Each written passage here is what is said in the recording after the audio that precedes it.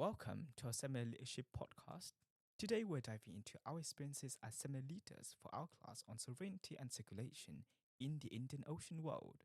We'll talk about what went well, what we learned, and what we would do differently next time. I'm Tuan and I'm joined by my co-leaders, Cindy and Pragati. Hey guys, Cindy here. I'm really excited for this reflection today. Hi everyone, I'm Pragati and same here. Let's get into it. The other week, we focus on the European arrival in the Indian Ocean and its impact on cultural, political, and economic dynamics. We explore different perspectives on the Portuguese expansion and how it shaped regional actors' responses. Each of us played quite a unique role in making the seminar engaging and interactive, don't you think? Right, I think so. I led the discussion of these two texts. One of them were of Imarat and Tizarat. I prepared discussion questions that connected to the broader class themes. For example, I looked at the tension between state mercantilism and diaspora trade. I looked at Gujarat's role in Indian Ocean commerce. I also looked at trade mechanisms in key port cities in Gujarat from 1400s to 1750. In the case of the second reading, though, the does the pagan king reply? I realized that some of the questions I designed, especially those about omissions in Kerala Vartamanam, were too methodological. The group struggled to answer them, and I learned that these questions were more relevant to historiographical challenges rather than our core discussion. I I observed how others and the professor responded, and that's what made me realize that the difficulty with my questions lay in the specificity.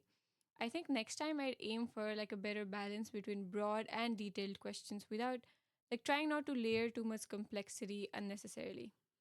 But I still think you managed to highlight key themes that resonated with the class, like the spread of trade and religion, which is more important. Finding the right balance between the specificity and accessibility is always tricky. Yeah, I think so too. It's hard, yeah. Indeed. Well, for my part, I facilitated the discussion on the Portuguese expansion and Muslim responses in Malabar. I prepared slides, in fact, which, well, I have shared with everyone to break down key events like the Battle of Dew and the Mamluk Cultural Offensive. One challenge that we faced was pretty much mutually structuring our discussion, which was that we weren't sure whether to summarize everything first and then ask discussion questions or maybe to mix them all together. Siam and Far, for instance, were pretty much struggling to comprehend my questions on the Portuguese perceived role in Malabar. This led to some jumping back and forth, which could have been much more streamlined. I think next time we could have each group summarize their own reading beforehand, if there's a next time, of course. Maybe through a shared Google Doc the night before. Well, that way, I think we can dive straight into the discussion instead of spending too much time briefing the readings ourselves. Oh yeah, I think that's a great idea. Also, Tuan, I remember you were a little bothered by your vocal projection in class. Do you think this is an area of improvement? Oh, certainly, I remember that. Well, if only the mic could work, right? But don't forget, though, one of our key strengths was also in our preparedness. We actively reach out to the professor and plan the lecture and structure our seminars with key activities with Kahoot and role-play debate, which were, I think, very engaging activities. These keep the interaction quite interactive between the classmates. And besides, I think it was all about group participation. So even though my voice was a little bit muffled, the group pretty much participated quite robustly. Yeah, yeah, that's a fair point. Also, the Kahoot quiz. Pragati, you designed the quiz. Do you have anything to say about the experience? Yeah, I was in charge of Kahoot quiz. I made the question using the two primary sources, the Lucides and Tufat al-Mujahideen, and the common reading too. It was a hit. I made it more engaging. I tried making the answers option too tricky, and the most part it worked. But in the end, I messed up one question by making the choices too similar.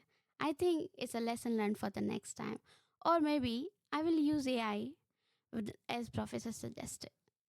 It was really an engaging component, and I think we have to thank Professor Chandra for suggesting both well the Kahoot idea and the debate actually. Yeah, I agree with that. All thanks to Professor Chandra.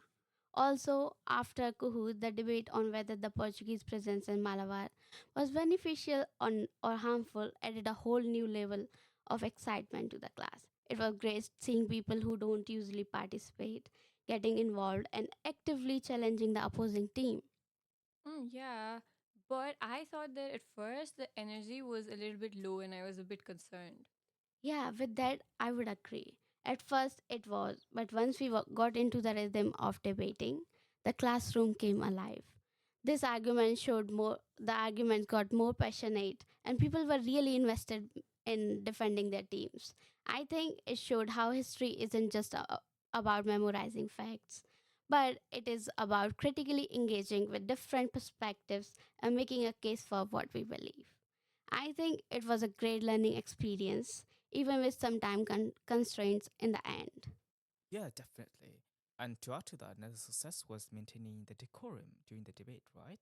We used a timer to keep discussion structured and gain confidence in redirecting the conversation when necessary.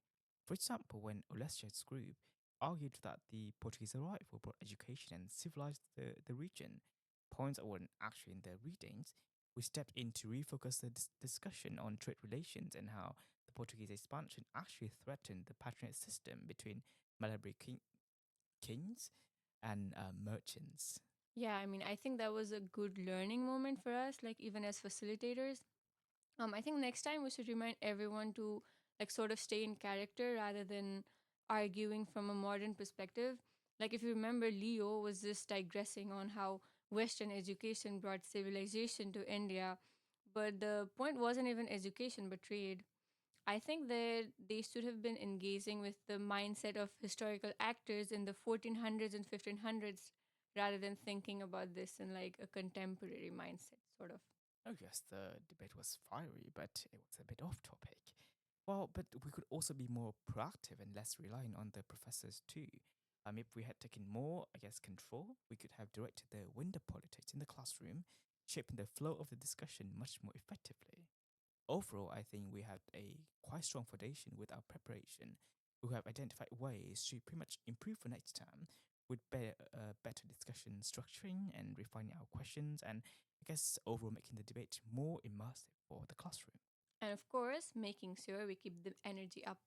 Now, let's talk about what we learned scholastically, being seminar leaders, and engaging with the texts. Oh, that. Well, I think I could start with that. One thing that really stood out in our discussion was how, I guess, alliances in the Indian Ocean weren't just always about ideology.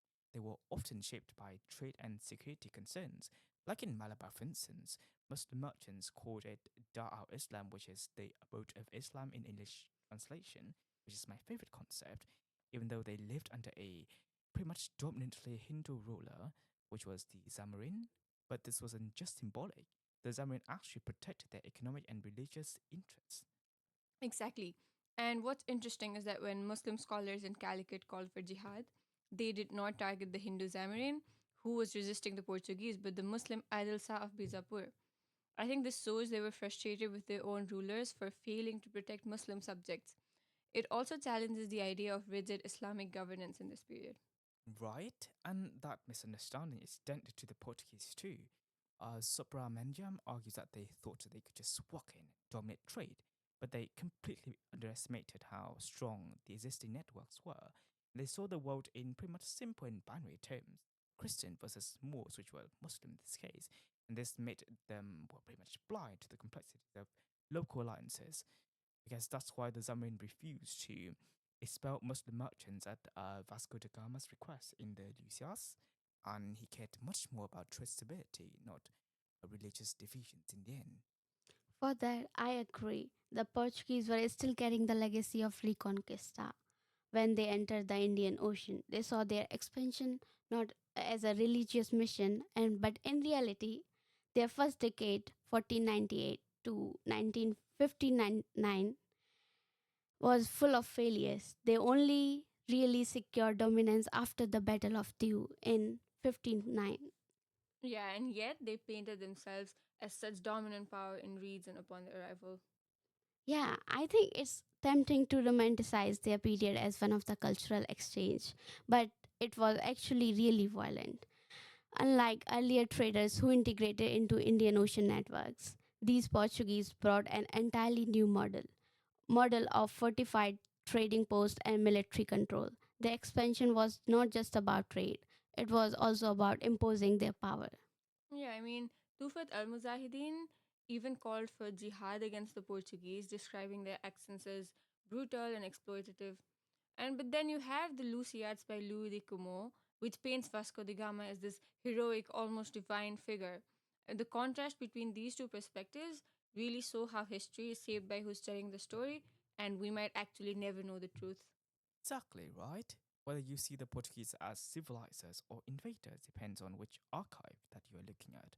A point that Professor Chandra had brought up in, or later in week 11, I think, when we discussed the ominous, seemingly passive role in British archives, which was totally not the case in the case of Said's mobility and his manipulation of Western technologies to pretty much negotiate his sovereignty in a quiet, agential way. In the same way, the Zamrin were done dirty by the Lusiads, which in the end was, well, a nationalist epic poem. And so that brings us to the conclusion of this podcast.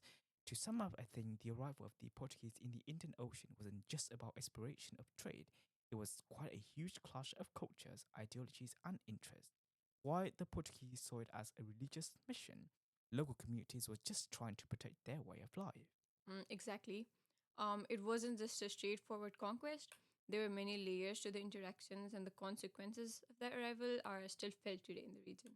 Yeah, and what what it shows is the reality, the reality of importance of looking at history from multiple perspectives, because there is always more than one side to every story. Understanding those different narratives is a key to understanding the full picture. Very well. This has been a great reflection, and I'm proud how we handled the seminar. Thanks for listening, everyone. And thanks for our classmates for engaging with us. Until next time. Bye everyone.